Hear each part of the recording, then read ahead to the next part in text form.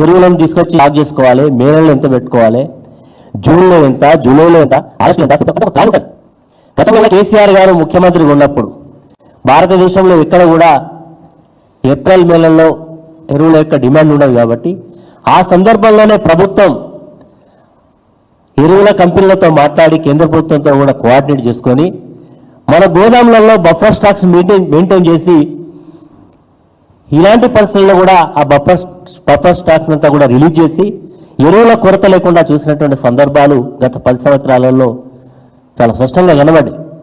వీళ్ళకి పరిపాలన మీద అనుభవం లేదు,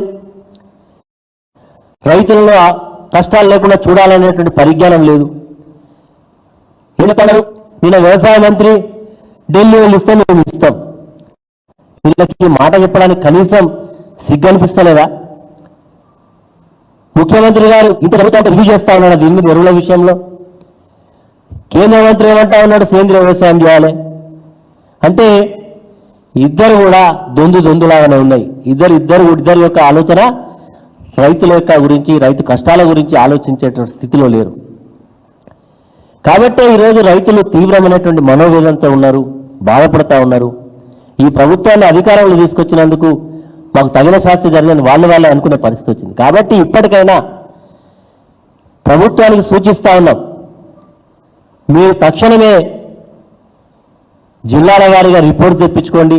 ఇప్పటివరకు వేసినటువంటి పత్తి ఎంత, వరి నాట్లు ఎంత, మిగతా మొక్కజొన్న ఎంత, మిగతా పంటల యొక్క సోయింగ్ ఎంతవరకు, విత్తనాలు ఎంతవరకు పెట్టిళ్ళు, ఎంత డిమాండ్ ఉంటుంది, తన యొక్క అవసరాలు ఎట్లా తీర్చాలి అనేటువంటి దాని మీద దృష్టి పెట్టండి. ఒకవేళ మీరు పెట్టకుండా ఇట్లనే వివరిస్తే మాత్రం ఖచ్చితంగా రేపు రైతుల పక్షాన భారత రాష్ట్ర సమితి రోడ్డు ఎక్కుతుంది, మీ యొక్క మెడలు వంచే కార్యక్రమం చేస్తాం, ఖబర్దారాన్ని కూడా హెచ్చరిక చేస్తా ఉన్నాం. ఈ రకమైనటువంటి పరిపాలన వైఫల్యంతో పరిపాలన చేస్తున్నటువంటి ముఖ్యమంత్రి గారు ఆయన 10 సంవత్సరాలు ముఖ్యమంత్రి ఉంటా అని చెప్పి చెప్తాను. అసలు నువ్వు ఎన్ని రోజులు ఉంటావో నీకే తెలియని పరిస్థితుల్లో ఉన్నది. సాక్షాత్తు నిన్న నీ ఎమ్మెల్యేలు ఏమంటున్నారు, అదే 10 సంవత్సరాలు ఉంటా అని చెప్పడానికి నువ్వు ఎవరు పోయి అసలు నీకు ఏ అర్హత ఉందని చెప్తున్నావు?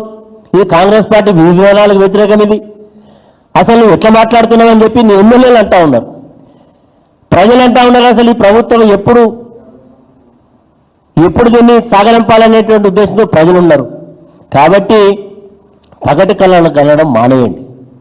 ఏదో ప్రజలు మీకు అనేక వాగ్దానాలు ఇచ్చి నమ్మగలిగిలు కాబట్టి అవకాశం ఇచ్చిళ్ళు. అందులో ముఖ్యంగా రైతులు మీకు కేసీఆర్ గారు రైతు బంధు ఇచ్చినా, ప్రతి గింజ ధాన్యాన్ని కొనుగోలు చేసినా, సకాలంలో ఎరువులు ఇచ్చినా, 24 గంటల కరెంట్ ఇచ్చినా, ప్రాజెక్టు గట్టి నీళ్లు ఇచ్చినా మిమ్మల్ని నమ్మి మోసపోయినందుకు పశ్చాత్తాప కూడా పడతా ఉన్నారు.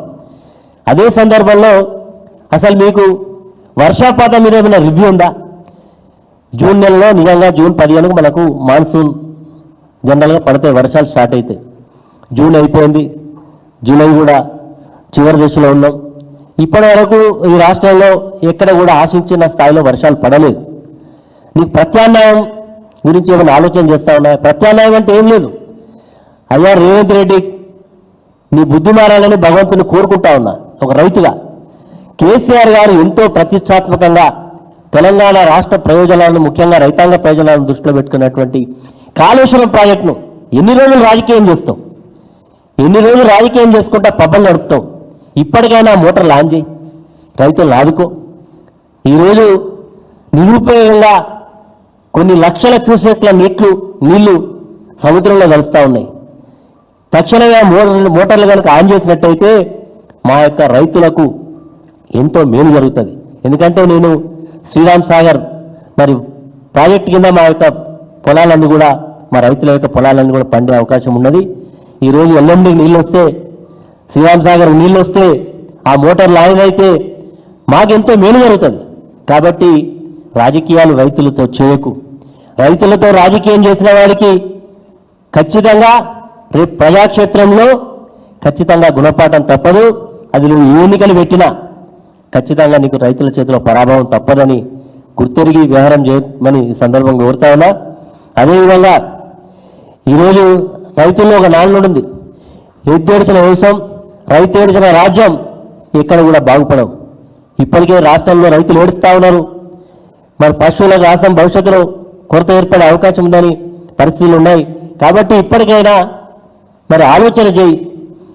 నీ పరిపాలన మీద నీకే, నీ పార్టీలో ఉండే శాసనసభ్యులకే విశ్వాసం లేదు, నీ యొక్క మంత్రివర్గ సహచరులకే నీ పార్టీ మీద, నీ యొక్క మంత్రివర్గంలో ఉండేటువంటి వాళ్ళకి నీ మీద నమ్మకం లేదు. కాబట్టి అభద్రతా భావంతో నువ్వు ఉండి ఆ దాని నుంచి తప్పించుకోవడానికి అనునిత్యం కూడా బీఆర్ఎస్ పార్టీని తిట్టడానికి ప్రయత్నం చేస్తూ ఉన్నావు. ఇది నిజంగా ఈ రాష్ట్రానికి పట్టినటువంటి దౌర్భాగ్యం. నీలాంటి ఒక ముఖ్యమంత్రి రావడం ఒక రైతుగా నేను ఎంతో బాధపడతా ఉన్నా. ఎందుకంటే నీకు ఒక దూరదృష్టి లేదు. ఇప్పటికే మోసం చేసినావు. ఏం చేసినావు మోసం? మరి ఎన్నికల ముందు ఏం చెప్పినావు? దొడ్డు ధాన్యం చెప్పలే, సన్నధాన్యం చెప్పలే, అందరికీ బోనస్ ధర 500 ఇస్తా అని చెప్పినావు. ఎన్నికలై అధికారంలోకి వచ్చినాక ఈరోజు సన్నధాన్యానికి దొడ్డు ధాన్యానికి ఎగరగొట్టినావు. అది కూడా ఇచ్చినావా? ఇప్పటి వరకు రైతులకు బోనస్ ఇవ్వకుండా కాలయాపన చేస్తూ ఉన్నావు. కాబట్టి ప్రజల్లో ఒక రకమైనటువంటి నిరాశ, రైతుల్లో తీవ్రమైనటువంటి నిరాశ. ఎంత నిరాశలో ఉన్నారంటే రైతులు చాలా చెప్పలేనటువంటి బాధతో ఉన్నారు. కాబట్టి రేవంత్ రెడ్డి గారు, నీకు సమయం ఉన్నది. నువ్వు ఎంతసేపు కేసీఆర్ గారిని తిట్టడానికి, కేటీఆర్ గారిని తిట్టడానికి నువ్వు మాట్లాడినటువంటి భాష సభ్య సమాజం ఈరోజు చర్చించుకుంటా ఉన్నారు. ఒక ముఖ్యమంత్రి స్థాయి భాష ఇదేనా?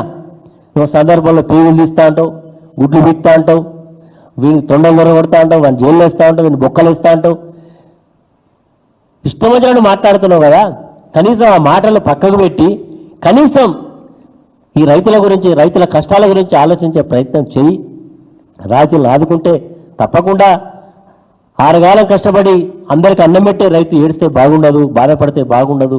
నువ్వు రైతులని చెప్పుకుంటావు కదా, మా నాయన రైతు, మా తాత రైతు, నేను రైతులని చెప్పుకుంటావు కదా. నువ్వు రైతు అవునో కాదో నాకు తెలియదు, కానీ నేను మాత్రం రైతుగా మాత్రం ఈ డిమాండ్లు చేస్తా ఉన్నా. తక్షణమే ఈ డిమాండ్లన్నీ కూడా తీర్చాలని ఈ సందర్భంగా కోరుతా ఉన్నా. ఇప్పటికే రైతులు యూరియా దొరకక, సరి అయినటువంటి ప్రోత్సాహం ప్రభుత్వాల నుంచి అందక తీవ్రమైనటువంటి ఇబ్బందులు ఉన్నారు.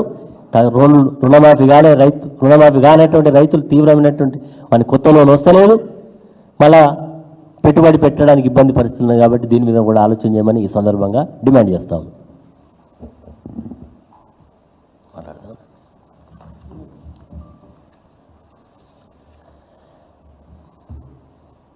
ఓకే.